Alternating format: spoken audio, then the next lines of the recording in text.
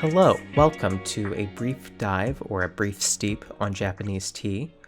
My name is Adam Jacobson. I use he, him, and they, them pronouns. I am a recent third-year transfer here at UCI. I am a drama major, and I'm also minoring in Japanese and anthropology. Outside of my studies, I'm also a barista. I've worked in a number of specialty coffee houses where I've worked with a lot of various varieties of both coffee and tea, where I've gotten to learn on hands with it, as well as I am just a big tea fanatic in my spare time. I want to thank you for joining me today on this afternoon or evening or wherever you are watching this video. I am sitting here with some nice hot green tea. I'd suggest if you would feel like it, take a moment to pause the video, go make yourself a cup of tea, and come back to relax with me as we talk about Japanese tea. So, if you have that with you, let's get started.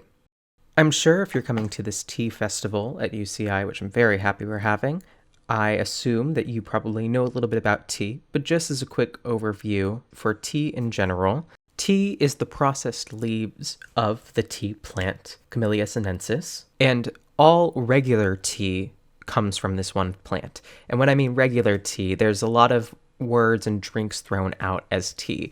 But by technicality, white tea, yellow tea, green tea, oolong tea, pu'er tea, black tea, these are all varieties of tea processed from the tea plant. Chamomile, rooibos, ginger tea, anything you would consider herbal tea, technically isn't a tea because it doesn't come from the tea plant.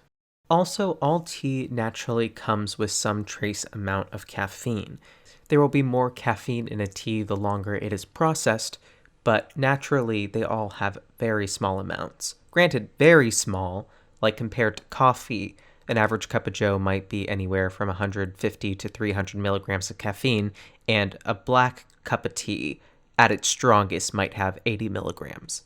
Oxidation is the process when you bruise the tea leaves and it releases an enzyme, and that enzyme takes the antioxidants that are naturally in the tea leaves and turns it into caffeine. That is an oversimplification of the chemical process, but it gives you an idea. In order to stop this process of oxidation, you basically just have to heat off the enzymes until they stop producing more caffeine. This is usually done by steaming or pan frying more traditionally, but there are other methods that make even more unique types of tea. On the spectrum of oxidation, white tea will have the least amount of caffeine and black tea will have the most amount of caffeine because it is the furthest oxidized. Green tea is somewhere in the middle, and oolong tea ranges anywhere from 15 to 70, sometimes 80-90% oxidation, so it varies widely. And there's also pu'er tea, which is one of the more original forms of tea made in China, and it's tea that is currently fermenting. It's often seen sort of like the fine wine of teas because it gets better with age. But today we're going to be focusing on primarily green tea, because this is the tea that Japan chose to obsess over, and we'll see how they took one form of tea and exploded it into a giant array of different teas. So, looking at Japan specifically, tea first made its way over there in the 700s in the Nara period. At this time, Japan's capital was Heijō-kyo, or present-day Nara, which is just a ways south of where Kyoto, their next capital, currently is. As for how it actually made its way over to Japan is not exactly clear, but the main idea is that missionaries brought it back from China, or delegates sent from Japan to learn about Chinese culture brought it back with them. One of those missionaries was a man named Kukai, who, if you know Japanese history, is pretty integral in developing Zen Buddhism as well as their language system. Prior, they had been using just Chinese characters, but now they had two entirely new alphabets, hiragana and katakana, created by this man.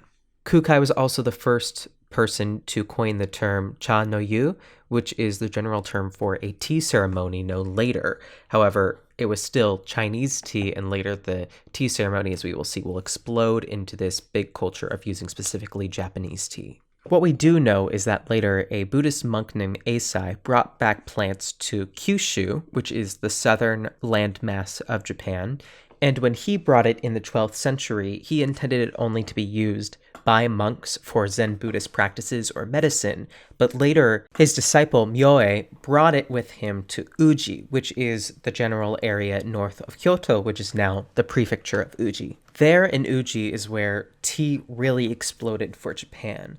First of all, the location of Uji is very integral because it's just north of the capital at the time, which is Kyoto, and it's also a pretty important port where they have a close connection to Korea and by Korea to China. So it was an important place to ship out to the rest of Japan as well as have communication with the rest of Asia.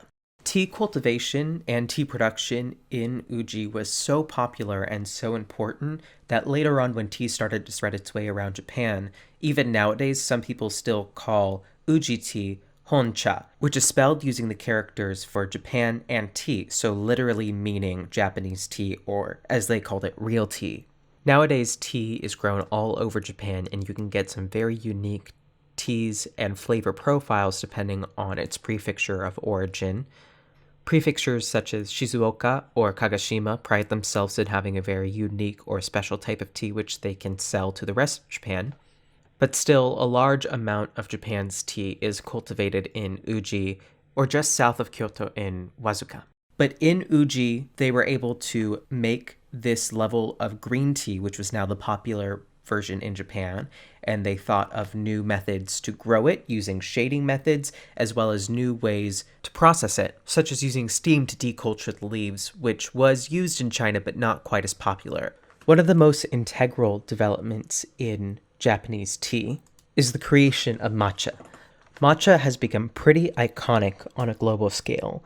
As you probably know, matcha is found in almost every cafe or coffee shop now. But the idea of matcha is to take fully harvest and process green tea leaves and to run it through a stone mill, which produces a fine powder. This fine powder can then be whisked together with hot water and is made into a very frothy, full-bodied drink. The thing that makes matcha so different from every other type of tea preparation is that you are drinking the entire plant, or at least the entire leaf, since it is all ground up and dissolved into your water. Matcha is also what led to tea ceremonies, which are also so iconic in Japan and very important as it was a big pastime of aristocrats in that period.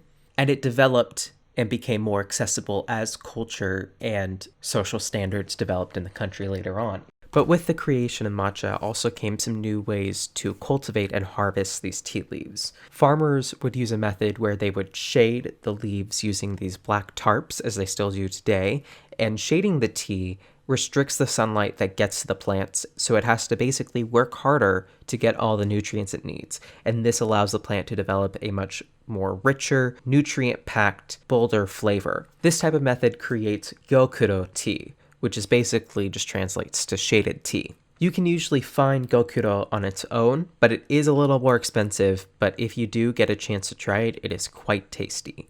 And you've probably seen in a lot of places that matcha comes in a culinary grade or a ceremonial grade, especially if you live outside of Japan. A lot of times, if it doesn't say, it is most likely culinary grade. That Starbucks matcha frappuccino, I assure you, it's even less quality than that.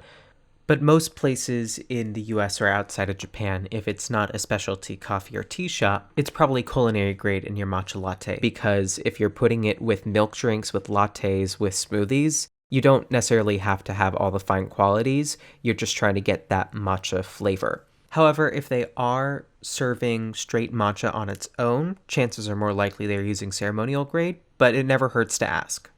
Matcha and tea ceremonies also have a whole set of other teaware and tea tools that are used, such as the chawan, which is the traditional bowl that you make matcha in, as well as a chasen, which is that bamboo whisk you might have seen, and some other little components. But teaware and Japanese tea ceremonies can be a completely different presentation, so we're just going to stick on the tea specifically. Lower quality forms of matcha might use the entire tea plant, including the bud, leaf, and stem, all of it. Or if you want really good quality, it's probably going to be using just the leaves. And it is technically not a tea that you get, but the name for tea before it is produced into matcha is tencha. You could brew that on its own like gyokuro or sencha. Another thing that determines tea quality is the tea flush. This is common knowledge for any other type of tea cultivation around the world, but basically tea comes in different periods of the year. Usually tea farms can harvest 2 to 4 tea flushes. The first flush is always the most nutrient rich because this is the first one of the spring, the first one since the winter hibernation, and the tea plants have been storing all of those nutrients. The term for first flush is ichibancha, which basically just translates to first tea, and then second tea, nibancha, sanbancha, yonbancha, etc. Also, some farms will advertise their tea as being first flush, calling it shincha or new tea. But as you can expect, first flush is going to be where the most delicious, nutrient-packed tea is produced. Second flush is also considered good for harvesting tea, but then third, and if you're lucky, fourth flush, usually just don't contain the same quality of leaves. So that brings us to the two main types of green tea that you might find in Japan. Sencha is probably the most popular and the most recognizable when you are thinking about Japanese tea aside from matcha. Sencha gets its iconic green tea taste and color from two processes in particular. The first being that they steam the leaves as their form of heating the leaves to stop the oxidation process, and then they pan fry it.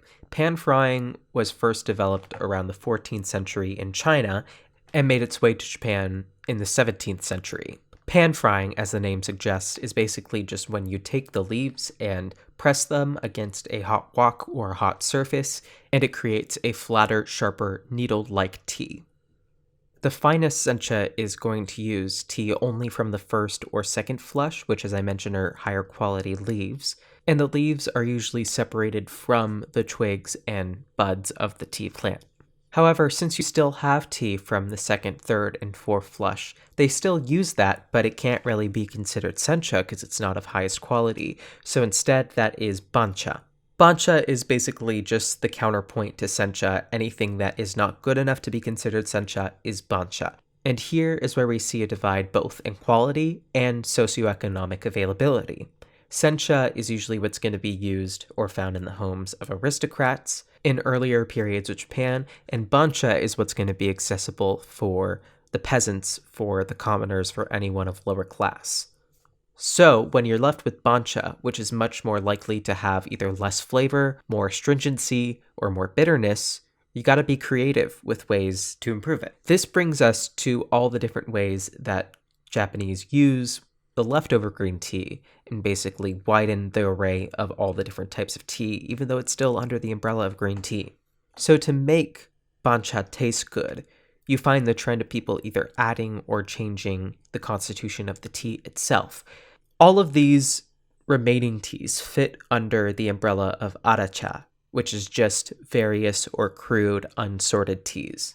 Genmaicha is a very popular one, and if you've been to a sushi restaurant, you've probably had something similar to this, where it is lower quality green tea mixed with toasted rice. A lot of people really like that toasted rice taste and thinks it works very well in a beverage, and it complements itself with that sort of bitter green tea flavor that then gets masked out from the roastiness of the rice.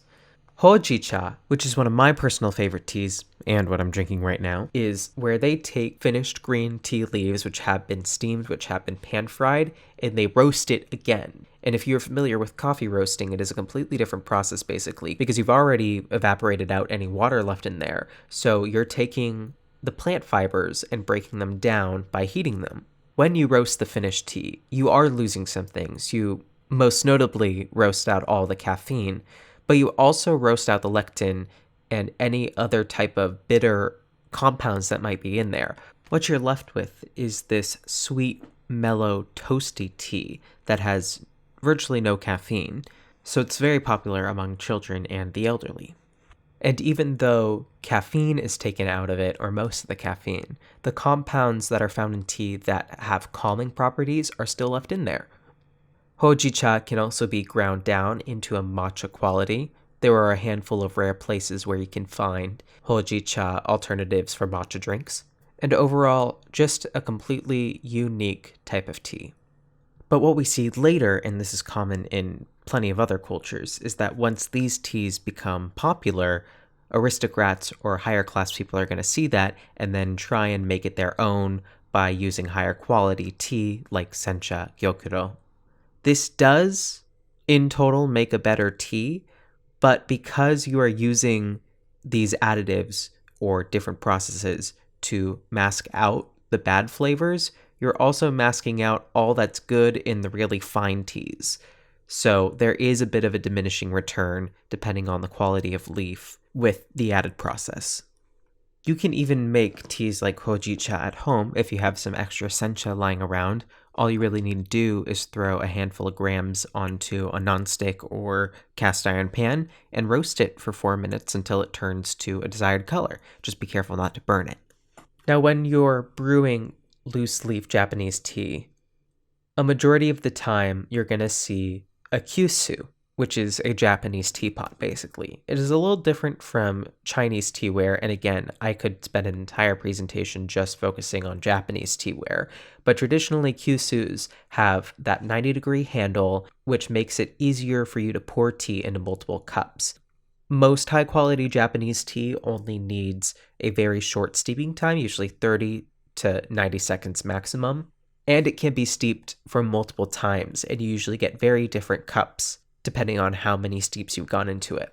Among some other teas that you might find in Japan are tamaryoku-cha, which is basically ball tea, because similar to methods in China, they take the tea leaves, put it in a cloth, and then coil it so that the leaves are then balled up into these little circular shapes. I also mentioned earlier that high quality tea only takes the leaves from the plant, but then you're left with the buds or twigs or little bits of the leaves. And if it's high quality, you don't just want to shove that in with all the rest of the bancha, you might actually want to get something from that. So some alternatives to high quality sencha are Matcha or Konacha or Kukicha, which are respectively the buds, powdered bits, and twigs of the plant. Since most of the caffeine lies in the leaves, you end up with a much more milder tea and little to no caffeine. And it just shows you how Japan has learned how to take just this one green tea and either spread it out into a bunch of different varieties or make the most use of it without leaving any waste. So thank you for joining me today. I hope you learned a little something new or found something of interest in the tea world. If you are interested in trying any of these teas, most of them can be found at any type of Japanese or Asian market. If you live in the LA or Irvine area, stores like Marukai or Nijiya have a pretty good selection. But you can probably also order direct from certain farms and producers in Japan. And now when you go to the tea aisle, you might see some more familiar words, or you might be able to look up what prefecture of origin that tea is from. So I hope you enjoyed today. If you have any more questions, since this is pre-recorded, feel free to reach out to me on social media or email me. I can try and answer any more questions you might have, or if you just wanted to nerd out about tea for a little bit, let me know. So I want to say thanks to the Humanities Department for giving me this opportunity to speak to all of you today, as well as for hosting this awesome tea event at UCI. Once again, thank you for joining me, and I hope you have a great rest of your day.